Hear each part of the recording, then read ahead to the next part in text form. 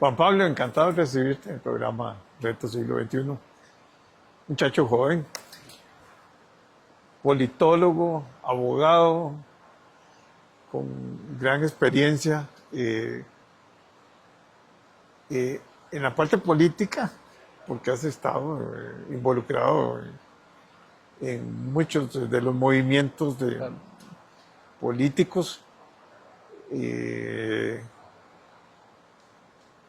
Y lo que quisiera es hablar un poco, bueno, ¿qué piensan los jóvenes de estas nuevas elecciones, todo lo que está sucediendo en Costa Rica? Porque, cuando, me imagino que vos conociste de cuando era bipartidismo y cuando y el cambio luego al PAC fue un cambio importante. Desapareció luego en la siguiente elección. Ahora viene la primera dama como representando al PAC, y yo vi que había una coalición con otro partido, un partido de liberación desgastado, ha perdido ya 3 elecciones. Eso es imperdonable para un partido con la historia que traía de liberación, pero que se desgastó mucho porque hay muchos problemas que se la chica. Vamos a ver, muchas cosas que se dicen del Partido de Liberación se cuestionan, aparte sobre todo ética, y un Estado paternalista con mucho problema, una estructura, 300 instituciones tenemos, ¿verdad? Yo he sido siempre un analista de por qué necesitamos tantas instituciones, por qué hay tanto entrabamiento, por qué los abogados aparecen por todo lado. Tenemos una pugna por todo lado, ¿no? Es uno de los colegios más grandes, ¿verdad? Sí. Profesionales. Yo quisiera como que hablemos de eso.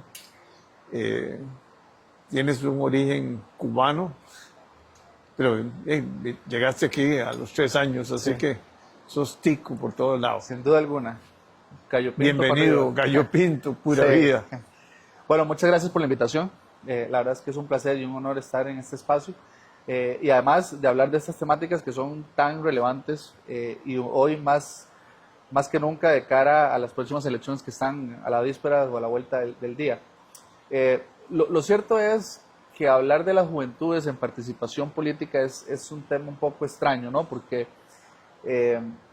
los jóvenes hoy en día se cautivan o participan por claves o por causas, ya no tanto por un equipo, ¿no?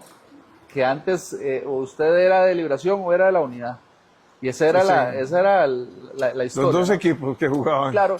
Y además y llegaban a la final. Sin duda, sí, era lo que había, ¿verdad? Con el rompimiento del bipartidismo, ciertamente el PAC capitalizó muchas generaciones jóvenes, pero se fueron desilusionando de lo que se materializó el PAC, en fin. Porque el PAC terminó replicando prácticas que cuestionaba y aún así las profundizaba. La bendita Agenda 2030 y un montón de nuevas... Vamos a ver, el tema de la Agenda 2030 no es sin más que un pacto multilateral de Naciones Unidas. Y que aquellos partidos que no se comprometan con los objetivos de desarrollo de la Agenda 2030, pues uno también se cuestionaría en qué están, ¿verdad? Porque ¿quién va a estar en contra del fin de la pobreza? O de la desigualdad, o de tener ciudades inteligentes, ¿verdad? No, todo el mundo está a favor. Claramente, todo el mundo está a favor de eso. ¿Había algún problema con los problemas de... Bueno, mejor no entrar. Había una parte de la agenda que sí... Claro, podrían resguardar el tema del 2030 con aquellas causas identitarias. Exactamente. Pero ciertamente creo que nuestro país ya superó esa cápita, a pesar de que siguen habiendo algunos líderes políticos que tratan de alimentarse políticamente, de revivir esas fisuras, pero yo creo que el país tiene problemas mucho más profundos y urgentes que ver quién se casa con quién, ¿no? Entonces creo que esa es una página que el país tiene que saber mantener sellada y priorizar agenda de aquellos problemas que realmente son acuciantes y que hoy nos tienen, pues de una u otra manera, entrabados en esta discusión de qué es lo que la ciudadanía quiere, ¿verdad? Y en eso la posverdad ha jugado pues un papel importantísimo, porque hoy para saber qué es lo que el ciudadano quiere hay que investigar, hay que saber, ¿verdad? Qué fuentes usó. Efectivamente. Y una de las cosas más acuciantes de esto es que la próxima elección, los jóvenes, hablemos de la generación millennial y centennial, van a integrar el grueso del padrón electoral. Es casi un 60% del padrón electoral. Y ciertamente, por lo que se ha demostrado en las últimas elecciones, son los que menos votan, ¿verdad? Entonces, la clave de esto estará también en aquella propuesta que sea interesante para ellos. sea interesante para las juventudes. Y aquí hago la referencia: las juventudes son muchas y son heterogéneas entre sí, ¿verdad? Antes uno hablaba de la juventud, ¿verdad? El grupo de juventud, si uno participaba en militancia. Menos de tantos años y ahí todos. Claro, pero el rango etario no te define ya la diversidad que existe de preferencias y de las causas que los jóvenes tienden a moverse, ¿no? Entonces, claro, de momento pues no he visto ninguna propuesta de ningún candidato que esté apostando a la juventud, ¿verdad? Siguen con el proceso de elección de diputados, de quién va, quién quita, toda esa parte que para la gente, para el ciudadano en común, es irrelevante. Al final el ciudadano lo que quiere es ver cómo se van a resolver sus propuestas. Y me parece que los partidos en este momento, en la etapa en la que nos encontramos, que claramente es parte también de la renovación que tienen que tener los partidos políticos, de elegir sus cuadros, se han enfocado mucho en esa etapa, ¿no? Y no están construyendo una estrategia, primero, para enfrentar al populismo, y segundo, de una otra manera, para volver a generar confianza y credibilidad hacia la ciudadanía. Y ese es, creo yo, que el error más grave que están teniendo, por lo menos los partidos políticos y los candidatos que están visiblemente en la palestra. Bueno, pero los populistas pueden proponer todo el mundo, que van a cambiar todo el mundo, ¿no? Sí. Y al final no hay resultados, ¿no?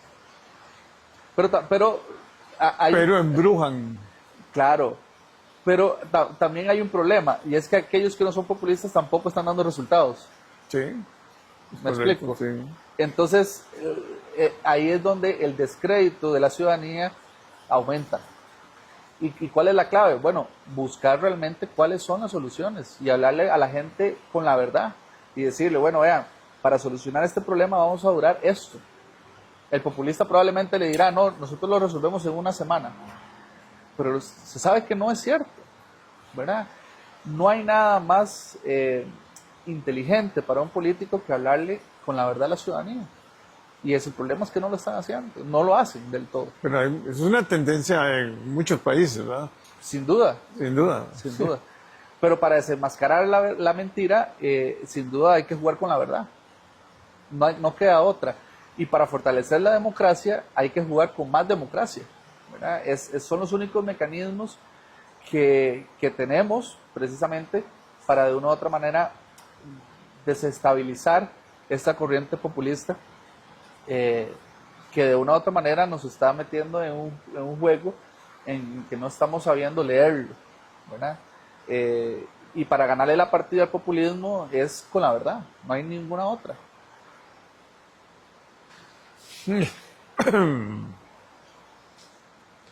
Y hablar con la verdad y saber, vamos a ver,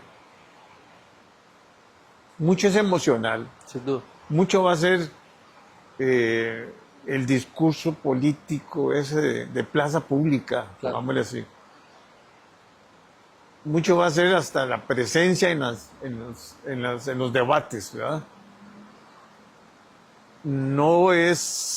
Ya no son los candidatos aquellos que presentaban un programa de gobierno muy estructurado, Claro.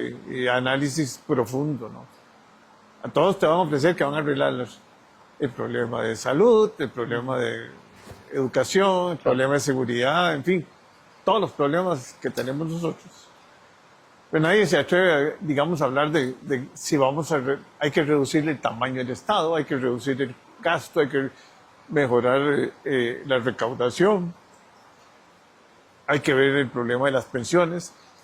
En fin, hay tantos problemas, pero nadie va a profundizar en eso. Todo el mundo se va a decir, no se preocupen, el problema de salud lo vamos a hacer así, así, así, así, aunque no miden el costo de eso, ¿verdad? Claro. No miden la grave situación que hay en la parte médica, la grave situación que hay en la parte, digamos, de la educación. Que Y seguridad. La seguridad. Y ya no es jugando, ¿verdad?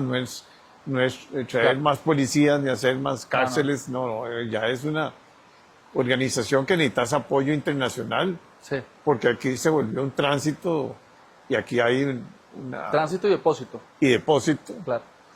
Y además es un país que se ha armado, tristemente, ¿verdad? Por grupos especiales, ¿verdad? Y uno lo ve en una violencia hasta en un partido de fútbol. Cuando uno maneja el carro, uno ve a la gente ya violenta, o sea, tristemente, ¿verdad? Costa Rica no era un país violento. No. Aquí uno conocía, nadie tiene un arma en la casa. No es como en Estados Unidos, que mucha gente compra un arma y la tiene en la casa, ¿verdad? Claro. Aquí no, Costa Rica no. Es más, para comprar una arma necesitas pasar un montón de exámenes y además... Psicológicos, etcétera. Sí, no es tan sencillo, es un poquito más complejo que llegar a una venta de armas donde también tenés todas las armas del mundo, ¿va? Claro, ahí hay un tema de fondo que es el tema tráfico ilegal de armas y la tenencia Claro, ilegal de armas. y que tuvimos una revolución a nivel centroamericano, ¿va? Así es. Todavía quedan muchas aquellas armas. personas que guardaron sus armas. Sí, y además no tenemos ejército. No tenemos Eso fue una ejército. gran bendición. Pero también ahora vamos a tener que reforzar la Guardia Civil, pero tenemos que los ciudadanos cambiar un poquito ya la forma de pensar y ver que el problema de la educación es uno de los problemas más centrales, porque eso es lo que genera en gran parte también la violencia, porque Claro. esos muchachos que no estudian, que no trabajan, que son muchos, Sí. muchos, ¿verdad? Sí, sin duda. Millones, ¿verdad? Por no decir, ¿verdad? Los ninis famosos, Sí, ¿verdad? los famosos ninis. Esos están ahí en una efervescencia terrible, en un mundo que cada vez les exige más, que les gustaría tener muchas cosas y que además no terminaron carreras o no siguieron carreras. Entonces las oportunidades se les están Achicando, reduciendo. Claro. Entonces hay más desocupación en ese grupo. Sí. Y además de que es el talento o mano de obra fácil para el crimen organizado. Claro. Es decir, vemos las muertes y vemos quiénes están engrosando las cárceles. Son puros y son muchachos son jóvenes. puras personas jóvenes, ¿verdad? Entonces, eso nos habla de que nuestro Estado está fallando en brindarle precisamente oportunidades de Y desarrollo esperanza. y de ascensor social. Y ascensor social, que es la educación. No hay otro. Efectivamente, y de tener mejores condiciones de vida. Pero, respondiendo capitalmente a tu pregunta, ciertamente los candidatos no pueden dejarse llevar por el momento de los debates. Muy probablemente sea ese el cortafuegos del populismo, ¿no? De decir, usted mire, del insulto, del ataque. Creo que hay que apostarle con inteligencia emocional a la ciudadanía. Y cuando hablo de esto es apostarles a las emociones de la ciudadanía, del elector, con las propuestas que más le puedan llegar a su corazón. Porque sabemos que el voto es emocional al final, Sí, totalmente. ¿verdad? digamos, no tenemos una ciudadanía ni que se lea todos los planes de gobierno. No, ni que, me va a leer ninguno texto, no, nada. el día de ayer precisamente le daba clases a mis alumnos de Derecho Electoral y me decían, profe, pero entonces, ¿cuáles son los elementos que tenemos que considerar para emitir nuestro voto? Yo le dije, no, eso es algo muy subjetivo de cada quien, porque es emocional, está muy... Además hay que saber que uno va a elegir, tiene que elegir un equipo. Eso. No es Eso. una persona, no. Claro. Porque ahí puede un líder Claro. llegar a ser presidente. Así es. Porque tiene una gran oratoria. Claro. Y, bueno, ya ha pasado. Y Sí. aquí, en Centroamérica y en todas partes del mundo. ¿Va? Pero que sepa escoger quién lo acompaña, que sepa manejar este estado tan complicado, Claro. que tenga gente bien preparada. Eso es un tema muy importante. Y precisamente radical, porque yo les decía, bueno, el presidente ese es el director técnico del equipo. Es el que pone y quita a los jugadores que precisamente puedan llevar a buen puerto la conducción de las políticas públicas, la fiscalización y administración de las instituciones y evidentemente las propuestas normativas que sean oportunas para desentrabar un poco el Estado en la manera en la que está, buscando precisamente la reducción del Estado, pero no reducir el Estado por el simple hecho que tenemos 300 instituciones. Yeah. Es que no pasa por ahí. La clave de la modernización del Estado La productividad. es tener las instituciones Que el produzcan. Estado necesita para satisfacer las necesidades y las oportunidades de la ciudadanía. Pero que Punto. se mida. Sin duda. Pues nadie pero mide por nada. supuesto. No, tienen que tener rendición de cuentas. Y Sí, para rendir pero aquí cuentas no usted hay. tiene que medir su O eficiencia. sea, hay una fábrica de licores, pero nadie sabe ni cuánto es el costo y cuál es la oportunidad. No, ni el CNP. Ni un CNP. Hay una serie de instituciones que... Y ahí te puedo hacer No, hay bastante. un Bastante. montón de instituciones que yo he estudiado y analizado. Y digo yo, bueno, ¿y para qué? O ese, ¿por qué no lo fusiona si yo fuera empresario? Vea el ejemplo más claro, y es que nuestro Estado se desarrolló a partir de coyunturas políticas que están desfasadas hoy en día en nuestra realidad. La existencia de Habdeo y de INCOP, Sí. ¿verdad? Es decir, ¿por qué tener dos instituciones Portuarias. que administren nuestros litorales portuarios, ¿verdad? Si nosotros no tenemos la costa de Estados Unidos, ni la de Australia, o sea, es decir, son dos costas pero muy pequeñas. Cuando podrías tener un cuerpo técnico muy bueno Claro, podrías perfectamente. y tener un gerente, digamos, en cada una de las divisiones. Efectivamente, y no tenés que tener esas monstruosidades. Puedes tener un equipo de una u otra manera que concesione con efectividad, que más bien tenga lo que se llama hoy en día, y que la OCDE nos habla mucho de esto, políticas de futuro, que es tener aquellas comisiones de personas que estén pensando en cómo hacer nuestro futuro de Estado y modernizar las instituciones hacia eso, ¿verdad? Es una de las prácticas también que se está generando también en los parlamentos, tener comisiones de futuro. Y donde se empiezan a entablar entonces aquellas discusiones. Aquí el futuro es 4 años, si acaso. Ese es el tema, ¿verdad? Que nuestra mirada cortoplacista nos está... Sí, pero ya no está cobrando. Nos está cobrando y ya nos está alcanzando, ¿verdad? Entonces, claro, hay que hacer la pausa de atender los temas que son prioritarios en este momento sin dejar de ver cuáles son aquellos temas que en el futuro tenemos que ir trabajando, ¿verdad? Y esa es la visión que hay que tener.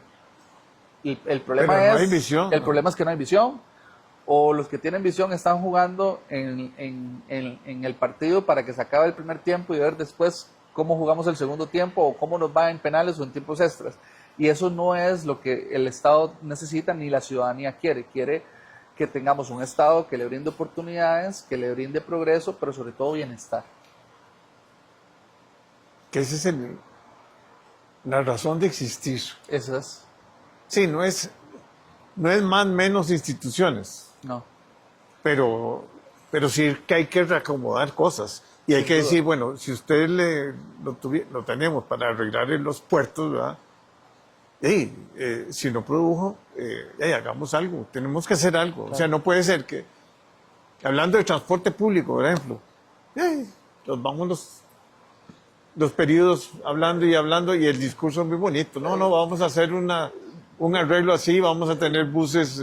Don Jorge, el ejemplo más fácil que puedo ponerle, y hablando precisamente de esas instituciones que administran nuestros litorales, es la concesión que tiene el Puerto Caldera.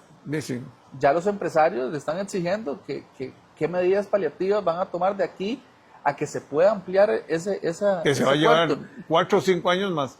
En el mejor de los casos, sin que haya apelaciones. Sí. ¿Verdad? Bueno, pero es una emergencia. Yo creo que ya, por supuesto. Ya tiene la Contraloría que cambiar también el chip, porque cuando se hace el análisis y la invitación, que se haga bien hecho y que sea el mejor, pero se le acelere todos los, digamos, que hay un fast track, digamos, sí. ¿okay? Y hay un tema que ha tomado también discusión, que es el rol de la Contraloría en el tema de su fiscalización. Porque no fiscaliza, digamos, durante el proceso recomendando cuál es la mejor opción, sino que ellos dicen, no, administración, tome usted la decisión y yo después le digo si fue la correcta o no. Eso nos quita también, digamos, una economía procesal de tiempos, y lo vemos con Ciudad Gobierno, ¿verdad? Si la Contraloría de una otra manera hubiera tenido tal vez un papel un poco más activo en decirle a la administración, vea, esta es la mejor, estas son las mejores opciones que hay. Por lo menos darle formación de esto es dentro de las leyes que tenemos nosotros, son los caminos que usted puede hacer. Claro, lo que pasa es que cuando empezás a atacar también a los órganos de control, sí, ya es otra cosa. Ya no hay una voluntad de que las instituciones... De apoyar. Porque de una otra manera se nubla el panorama de armonía y de cordialidad que podría tener y que deberían de tener siempre las instituciones en esa comunicación para precisamente llevar los objetivos adelante. Y claramente este gobierno no tiene, digamos, las mejores formas para entablar... Tiene visión, pero no tiene la forma. Y algunas visiones en algunos campos, ¿no? Porque sí, no todos. Es decir, uno lo ve en seguridad, ¿verdad? Es decir, yo no veo visión de haber trasladado, por ejemplo, digamos, los guardacostas en una zona marítima a un cantón que en su relieve nada que ver, ¿verdad? Es decir, eso nos habla un poco de que ahí hay otras cosas que están transcurriendo que no es la visión que el Estado tiene que tener.